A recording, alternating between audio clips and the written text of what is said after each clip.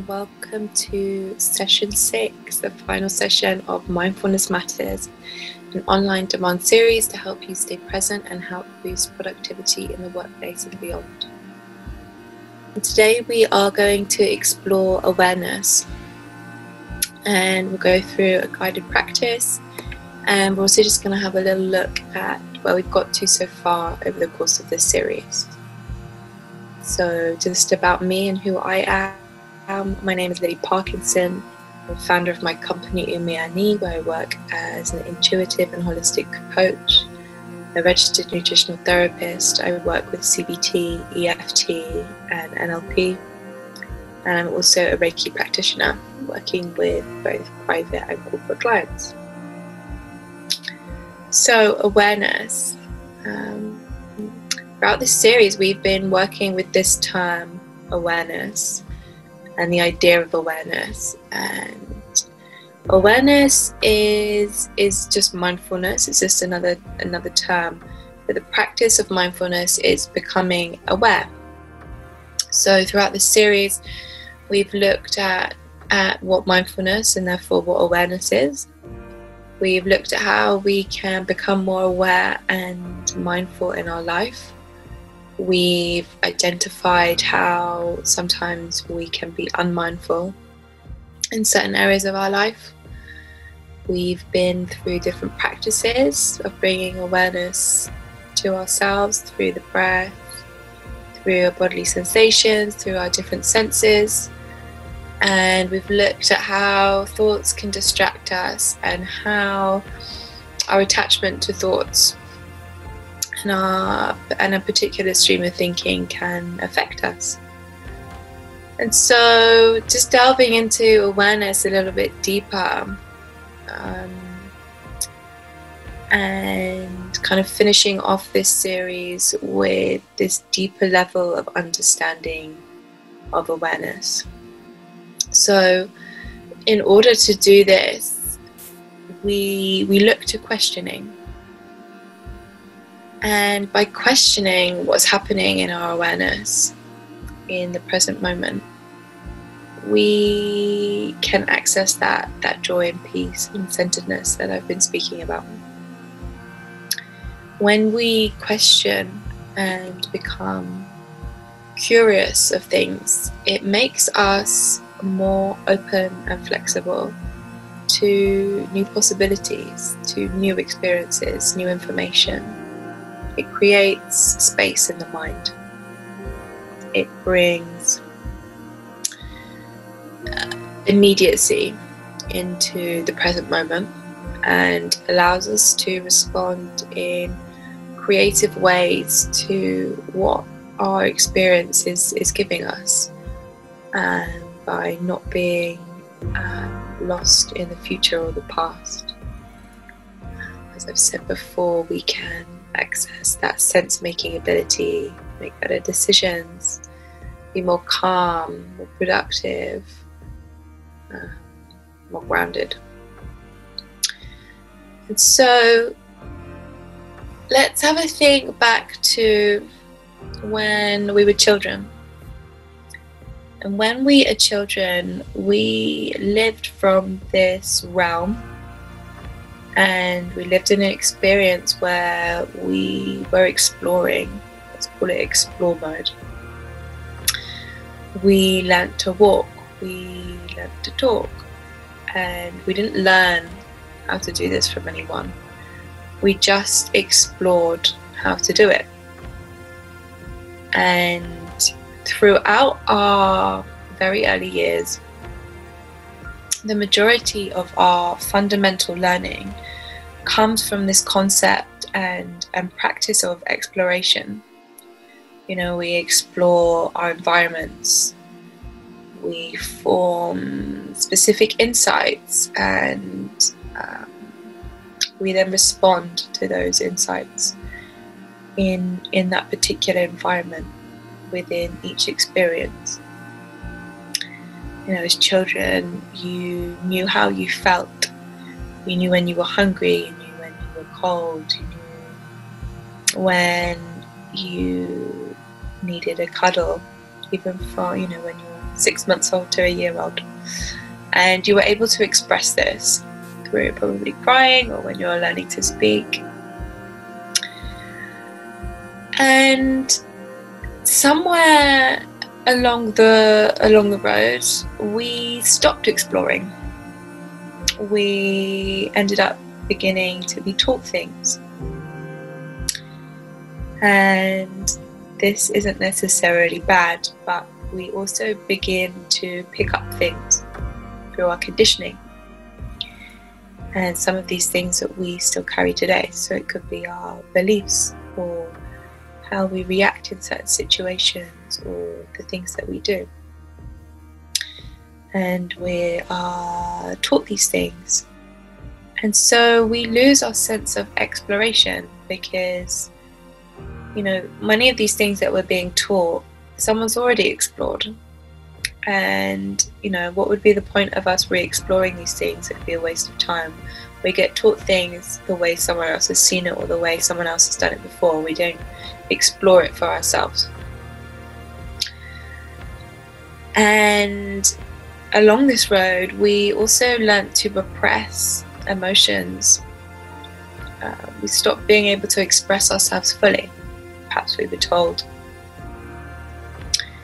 not to react in a certain way, or not to do a certain thing. And because we're taught this, it became habitual, became normal. And the more that we followed this path, we forgot how to completely express ourselves or do things in an original way. We forgot how to use original thinking. So by questioning and inviting questioning into our lives, we are re-inviting that space. We are re-inviting ourselves to explore that space, be curious, find playfulness. And through questioning and opening ourselves up to these things, then we open up to our awareness. Now, sometimes questioning may reveal something about the past and how it's been affecting us in some way. But when we become aware of this, we get into this powerful state, this embodied state, the power center. And when we find our power and we become empowered, then we can accept the present moment for what it is on the inside and the outside. So this is also talking about the non-attachment and non-judgment to our particular thoughts or our beliefs, as we spoke about in the previous session. And we begin to be able to ask ourselves, why am I having this particular thought or emotion? And when we do this, we can begin to identify perhaps why we're having it and what it's about as well. You know, what's this thought about? Why is this thought coming into my awareness? And from here we can accept, we can practice the approval, and we can become at peace with it. At peace knowing that it's happening, that it's there, but knowing that it's in the past and it's not affecting us right now, or releasing the fact that you're allowing it to affect you in the now. So perhaps we might need to process a particular thought or emotion, but through empowerment and through our awareness, and despite the suffering or the pain or the challenges that might arise along with it, we access this deeper level of peace and joy, and we connect to ourselves a little bit better. And that's a lot of what we strive to do. We want to know who we are. We want to understand why we do things or why we don't do things. We want to be able to connect better to ourselves. You know, it might feel sometimes easier when we aren't connected, when we're not questioning and we're going through life and doing things that we're doing. But actually, this separation that we have with our bodies and with with what we're doing and with the present moment, you know, and the world around us, it manifests within us this kind of confusion. And this is also where stress arises from, and fear. When we're living in this idea of separation, and we can cut the separation when we become aware. And these thoughts or emotions, you know, they're coming from this lack mentality, which I spoke about before. They come from a place of powerlessness.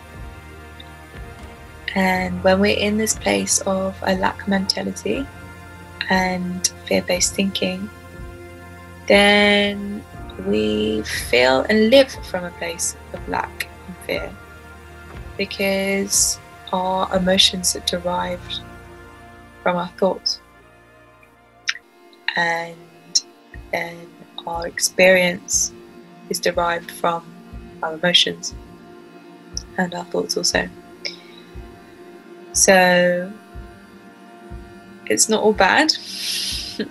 We can also question the good parts too. You know, what about this experience or situation or person or thing? What about this makes me feel alive? What about this makes me happy? What qualities do these things have that spark joy in my life, spark peace in my life? And as I said before, mindfulness isn't about swapping the negative for positive. It's becoming aware, having acceptance, having approval, even when perhaps we don't understand fully. But with this perhaps non-clear understanding of something, we can still accept it. And, you know, that's okay. And this is where the peace comes in, drops in to our awareness. And when we become truly aware, we realize that what we have right now is enough. It's okay. You know, there's a sense of abundance there, and anything else on top is an extra bonus. So right now in this moment, if you're watching this, it's unlikely that there is something really threatening your existence right now, okay? But you might have an underlying fear there caused by a multitude of different things. But right now in this moment, it's not as bad as perhaps you thought it might be, okay? And sometimes this can be a hard concept to grasp, that, you know, in this moment there is abundance, there's peace, there is joy there. We don't need to grasp about what's outside of us. Mindfulness is about, you know, coming to peace and joy with what we have in this moment, and understanding that nothing outside of us makes us any better than who we already are or what we already have. So in questioning our experience, we begin to unravel the layers that have built up over time, and we create a form of antidote to our distracted and perhaps misaligned thoughts by working deeply on opening up to our whole experience in the now, in the present moment. When we're in our power, when we're in our bodies, when we start to question, what is this? What is happening? What is this sound? What is this feeling? What is this sensation? What is my body telling me? What can I feel? You're questioning from this centered place already, from this place of empowerment, this place of awareness, and our whole experience changes, and we get different answers, and we feel different things, because, you know, we're actually questioning it. But sometimes we might question it, but it's coming from a place of fear. And so you're getting a particular stream of thinking giving you these particular answers that are creating that emotionally charged, fearful-based thinking. But when we're aware and we're becoming really inquisitive and going through the layers, then you're going to be getting different answers and different insights. And so we want to remove all of the preconceptions that we have as humans, all the conditioning, and experience what's happening right now. What are the qualities that are happening right now? We can begin to see them and for what they are as well. We don't have to necessarily understand them, but we can see what's happening around us. And from here we learn and we grow and we transform. And once we are able to practice this, then we can also begin to get curious about what types of alternative, different trains of thought are available to us. You know, what trains of thought arise through being mindfulness, and what can be created from what's going on right now, right here, when we're making sense of things. What can elevate my stream of thinking, my state of mind? If I'm stuck in circles thinking of ideas or what to do about something, you know, if I feel really stuck, I normally tend to stop what I'm doing and I go into nature and I connect to the breath. I look at what's happening around me and how in each moment everything changes. You know, we're going back to that instability. Things are changing all the time, and nature teaches that we can't grasp things, we can't control things, and there is a state of flow there. And so I take 5 minutes observing the nature, clearing my mind, and suddenly ideas start popping into my head, or solutions start popping into my head. And this normally happens when I'm feeling calm and from this centered place. So ultimately, for me, mindfulness and an awareness is getting out of my own way, getting my thoughts and my emotions that are, you know, I might be attached to or formed from something else that isn't happening right now. I just get out of my own way, and then I can access this state of flow, an aware state of flow, and you can meet your experience here. Life, our thoughts, our emotions flow without any pushing, without any pulling, without any control. And that's where I find the peace, and that's where I find the joy. Even when, you know, there's complete turmoil perhaps going on around me. Perhaps there's a personal situation which is causing me suffering, or perhaps there's a collective suffering happening, which, you know, we've experienced in, you know, these past months. And even through these times, we can still come to this place of peace and joy. And the word joy might seem like a funny word to describe during this time, but if we are not in our own peace or our own joy or our own centeredness, then, you know, how can we expect ourselves to be productive and move forward and remain true to ourselves if we're in this fear-based thinking? You know, it's not helpful for ourselves or anyone else.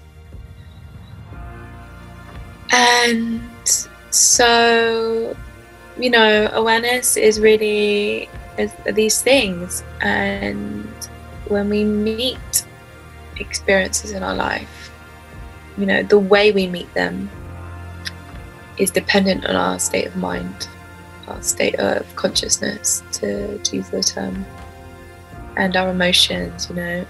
the way we meet what's happening right now affects the outcome of our experience.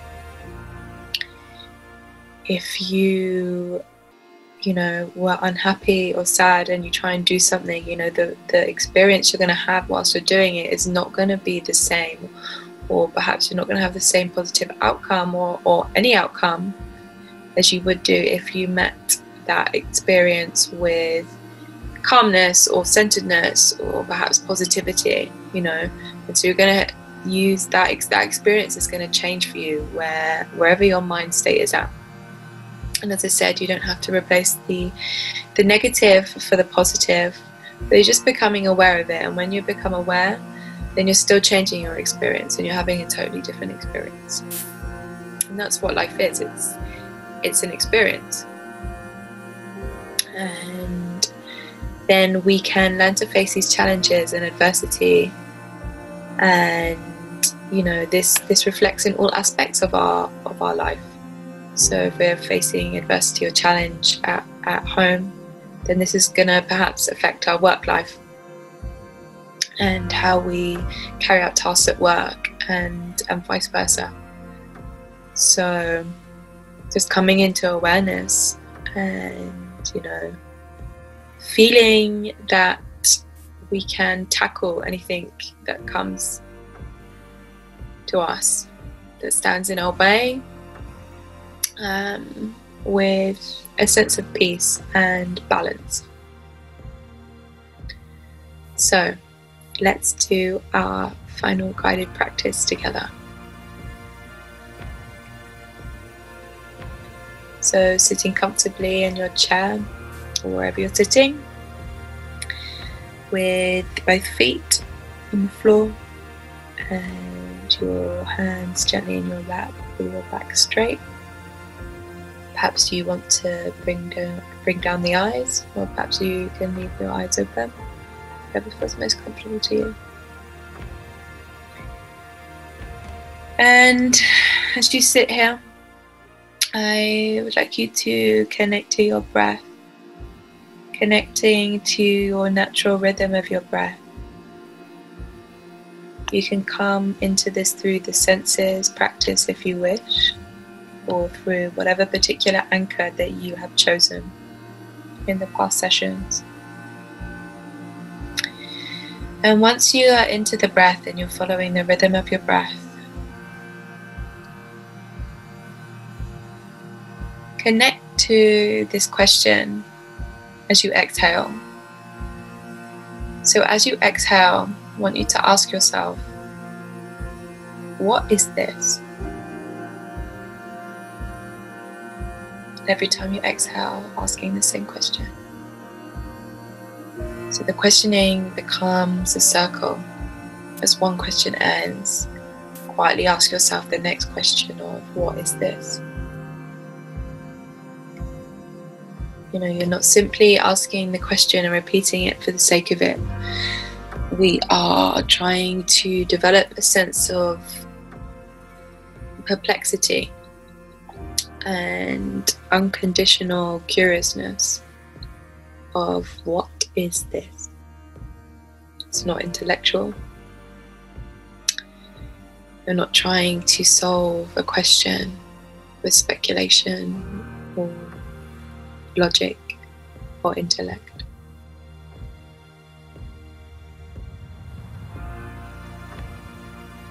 Asking from the depths of your body, not the mind. If you need to use your anchor, then do so, bringing you back to the present moment.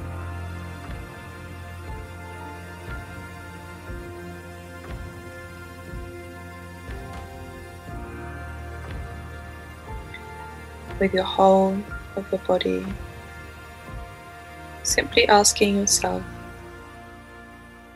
what is this?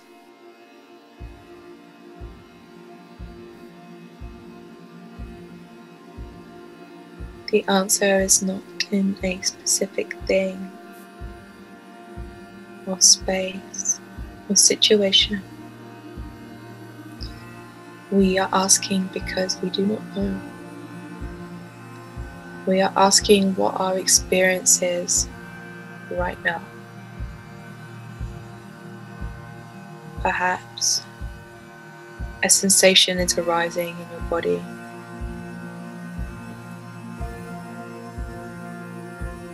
Perhaps you are connecting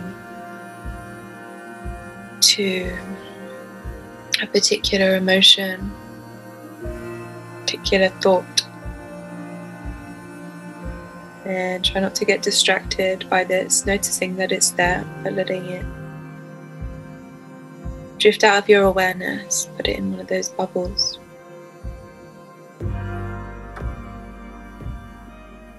Coming back to the question, if you become distracted.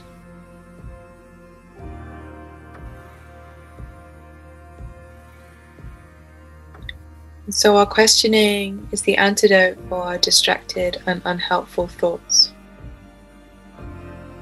By asking the question deeply, you are opening yourself up to the whole of your experience. Feeling the deep wonderment and awe of your current experience. Being aware of all the qualities that are there. Practicing non-judgment, non-attachment, perhaps compassion. Just being in your experience.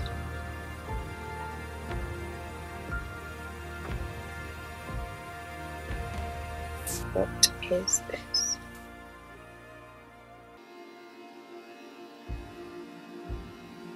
Notice how your experience changes moment to moment.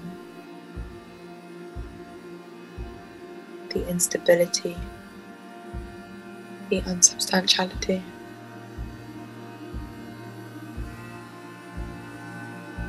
Becoming acutely and intensely aware.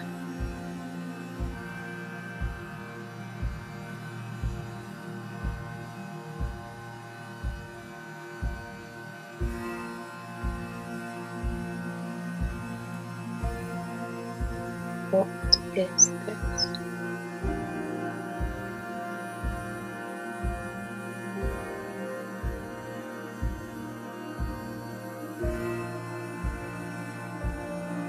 And slowly bringing your awareness back to the sensations perhaps in your body, perhaps to your breath. And just checking in where you feel right now. Are you more centered? Are you more balanced? More calm? More empowered?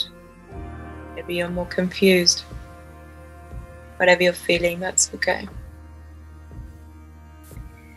And slowly blinking your eyes open. Bringing some movement to your hands, your legs. Coming back with a fresh awareness to where you are right now.